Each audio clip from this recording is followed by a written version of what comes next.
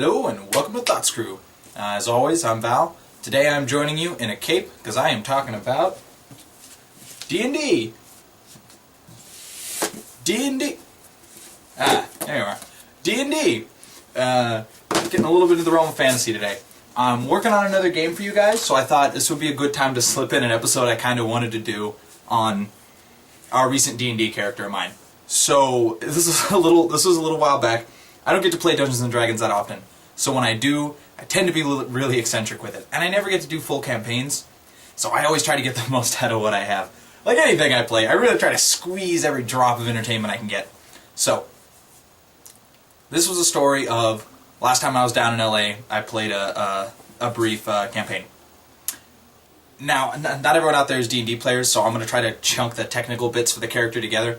Because that's not really what's important. It's not what I want to talk about. The only reason I want to mention it because the character is very non-standard. So the campaign was a monster campaign, which means you can be anything but a regular creature.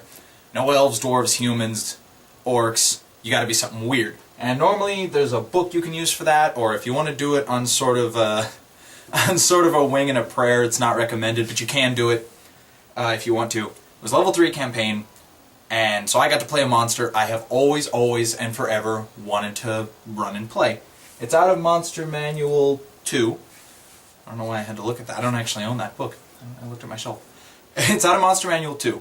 And it's a creature called a moon rat. And a moon rat is in no way different from a regular rat, it lays on the ground, different from a regular rat, except that as the moon fills, depending on where the moon is, if it's at a new moon, the rat is normal. It's just a rat. Lives with other rats, like rats. The more the moon fills, they get smarter and they get stronger. They never get strong. They get strong for a rat, which at the very best is like strong enough to like flip a chair, which is still pretty awesome for a rat, but still nowhere near proportionate. You know, it's not that intimidating. But so they're a really cool monster. They normally live in swarms. I ran him a little bit non-standard. I built him out of the Savage Species, which gives options for not just playing a creature, but you can also toy with it a little bit. Since it was a level 3 campaign, this is my technical crap, I promise it won't be long. It was a monster campaign, it was level 3. The level modifier for a moon rat, we worked out to be no worse than a +1, because the negatives you get are horrendous. Because you're a rat, you're not smart. Basically what I did was I took the standard 14, 12, 10s and an 8 template. I compared that to the statistics a rat has to figure out what negatives he got for being a rat, which I think worked out to like -6 intelligence. I didn't subtract the strength. That all came out of the size categories down, and then like negatives to wisdom and big negatives to anyway, just stats just pummeled into the floor. But I rolled stats, so it sort of evened out. I ended up with my intelligence reasonable, like a 12, which was sad because I was a wizard. So, and then I also added a +1 template on him. And the template I added was Monstrous Creature. And the monstrous thing I gave him was he had damage reduction and the ability to cast Charm Person. I think like a couple of times per day. And then, in addition to that, I did, again, something I've always wanted to do but never had the chance, is he was Chaotic Evil. So, I don't want to get into alignments for those people who don't know. The short version is, he's an asshole. And I wanted to do that because I wanted him, he's a mean guy, he's a you'll hear, I'm going to tell you, he was a bastard. But he was nice to his friends, like, he was still helpful. Being evil and playing an evil character, people associate that with, I need to just if somebody disagrees with me, I'll stab him in the throat, or I'll wait and stab him later.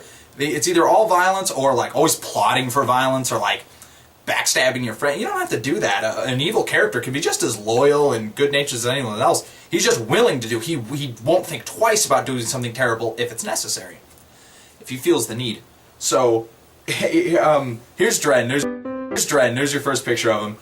Dren the Magnificent, he called himself, or as everyone else called him, Rat.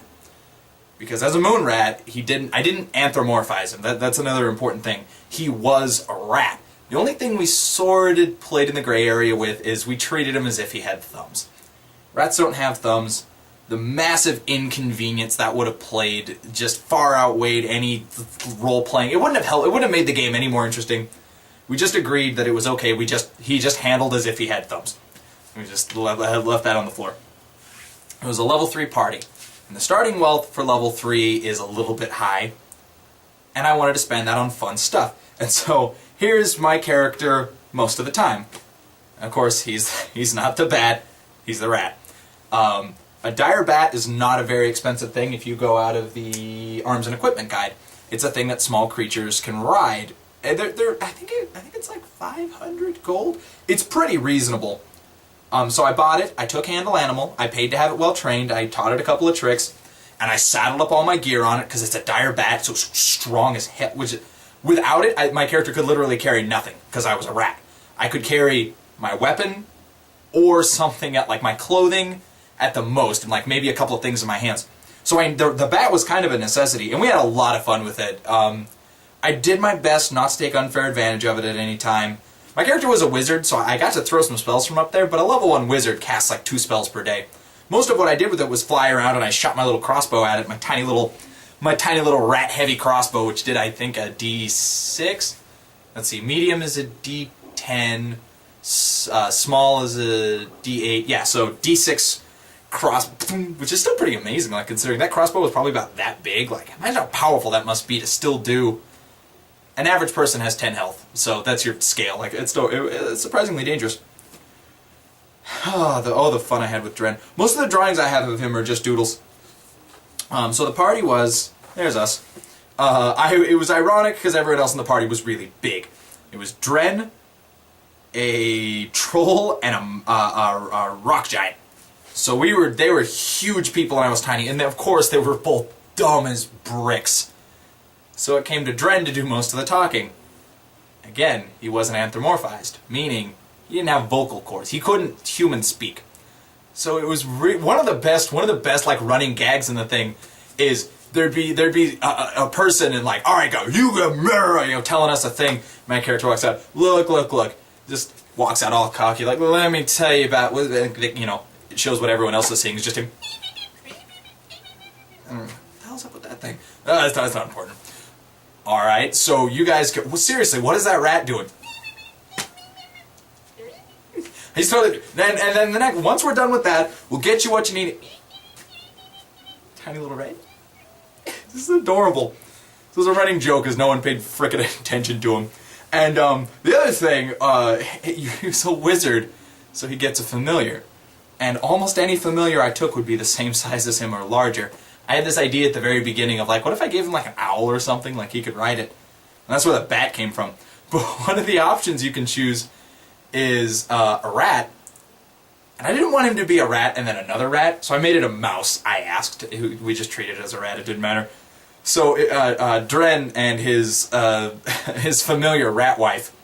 And I have a little, there's some more little doodles of Dren. I bought some half-full wands and things to fill out the rest of my equipment. Weapon, he's got a knife. He has a regular-sized dagger, which for him is two-handed.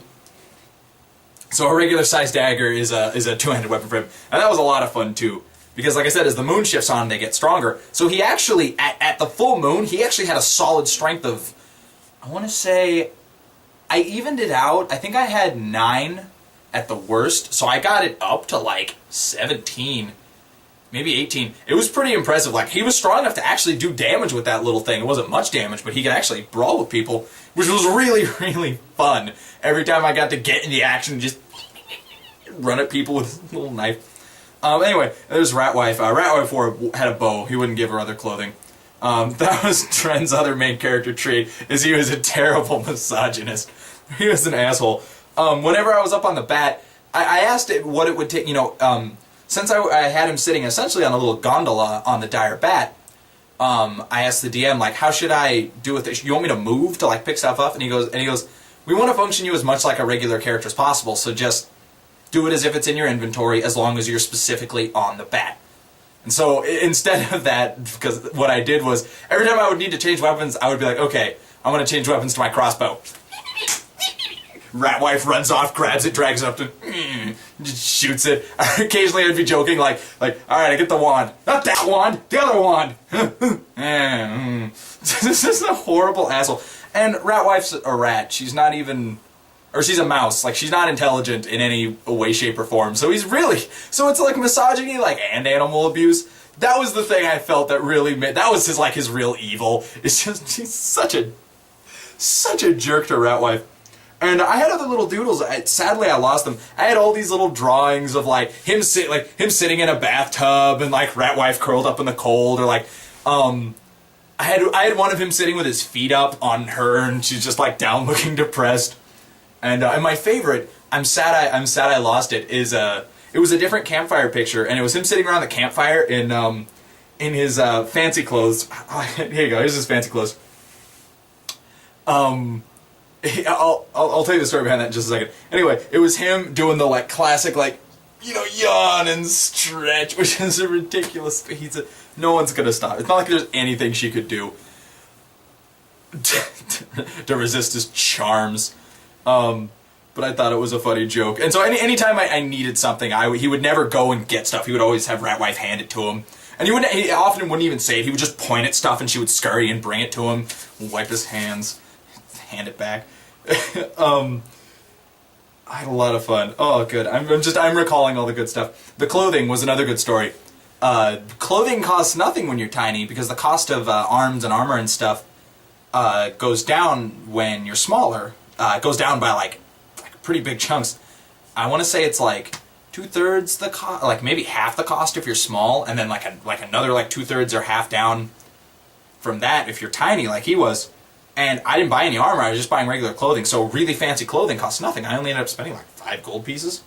And the joke was, instead of going to a tailor, like at one point he like befriended a child. Like it's a whole movie you could have watched of him making friends with like the son of a doll maker, and like being his like friend, like comes back, you know, gets bullied by kids, comes home, talks to him like, oh, it's all right, champ, things will get better. Like it's all nice to him, and then until he gains his trust and like steals his money and a bunch of clothing from the doll shop, and sneaks out the back with a tiny sack with like the 2 gold coins he could carry and just a sack full of freaking doll clothes. And so I had all this clothing on him, and I did these stupid doll clothes, and I would occasionally, we'd be playing, and I'd doodle him in a different, like, dumb outfit, him dressed up as, like, Prince Charming. I wanted to do one of him in a Barbie dress, and I forgot. I have a running thing, even in fantasy games, I treat fashion like it's always been there.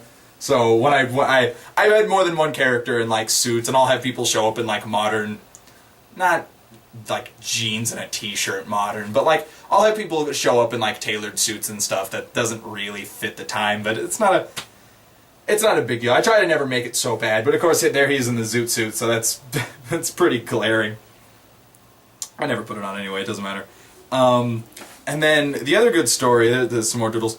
Another good story, we ran into sort of a monster town, which is sort of our hub. It was kind of a Wild West sort of town because it's monsters, so it's really just the biggest guy in charge. But there was a kind of acting government, and we had a whole good chunk of the session where we were just in the bar, and he had damage reduction. The monstrous technical stuff. The monstrous humanoid thing, or the monstrous creature thing, gives you damage reduction of 5, which is great. 5/+1, which means if the weapon's magical, it hurts him anyway. If it's not, he gets damage reduction. So there's a point where that damage reduction just sort of stops being helpful, but in the very early game it was awesome. Anyway, we got a table at the bar, and I put a table on the smaller table for the rat. So you know the big guy's up there drinking, and like on a smaller table, sitting with his feet up, and Ratwife going over bringing him thimbles of alcohol and he had a cup. I paid for him to have a tiny cup, drinking, and there was like a bar fight between me and a goblin. Like a goblin like bumped the table or something. I can't remember. And he like spilled my drink. The classic movie, like, hey, you spilled my drink. Man, only my character was like that douchebag. So the goblin like just screaming, just talking shit. I think by that point we had gotten. It was like a ring, or it was a magic something that let me talk to people if they had the other one. No, or did it just translate me? I can't remember. we had like a band-aid solution for me to communicate with people. But the other guys in the party are like, hey man, he's pissed. And then the goblin's like, whatever, the goblin wanders off. Like chain on the floor, like demanding him pay for another drink and shit. And he's like, you wanna fight about it? I'll kick your ass, little man. Like his goblin friends show up like, yeah man. I'm so sorry.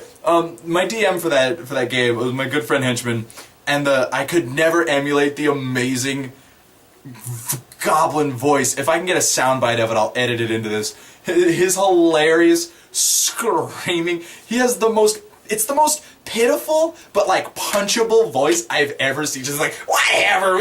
I can't even. That doesn't do it justice. Pretend I never made that noise. I can't even come close to that fucking whiny voice he makes for goblins. It's always funny. So I got in a fight with this goblin, and then I'll be like, yeah, bar fight. Well, whatever, it's still a bar fight. And like, we all go into, there's like kind of like a pit in the middle for people to fight in, and then everybody jumps in that, and there's just a smaller pit dug in that for small people to fight in.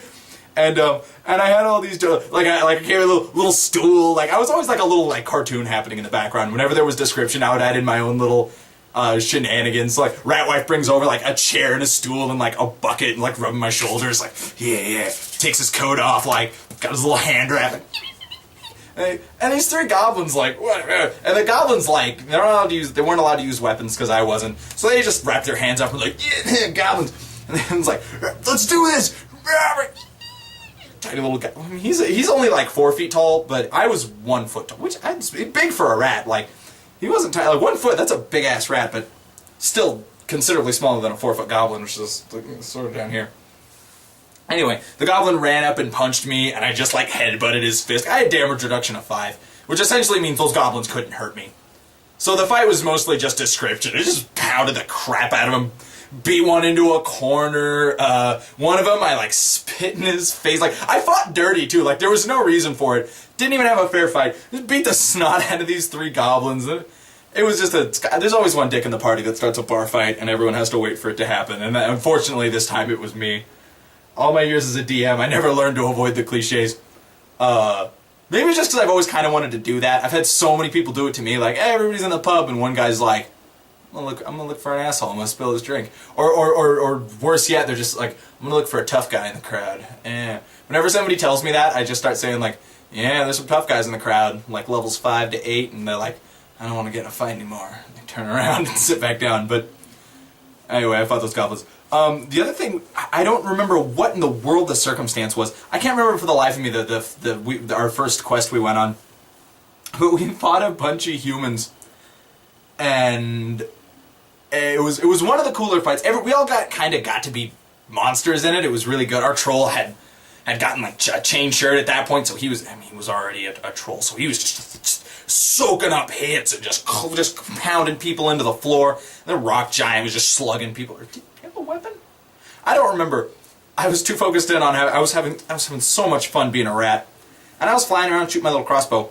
But I did something. I had something in mind for this character, a thing I wanted to do before the campaign ended, and this was when I did it. I handed my crossbow off, and Ratwife took it. He's the kind of asshole he is. He just expects her to be there. Motioned for my sword, in quotations, and just, alright, time to be a wizard. Cape back, cast, jump. For those of you who don't know, plus 20 to your next jump check. So it means it's probably going to be a success. You're rolling a die 20 and it's plus 20. So your odds are pretty good. Cast jump, cast true strike. Makes your next attack automatically succeed. And I was on the bat, and the biggest guy in the enemy team. There was one guy in like plate mail. There might have been other guys in armor too. I don't even remember. Anyway, I was flying, and I swooped by, and I just jumped. And I just rolled, totaled like a 38 on my jump check. It's an amazing roll.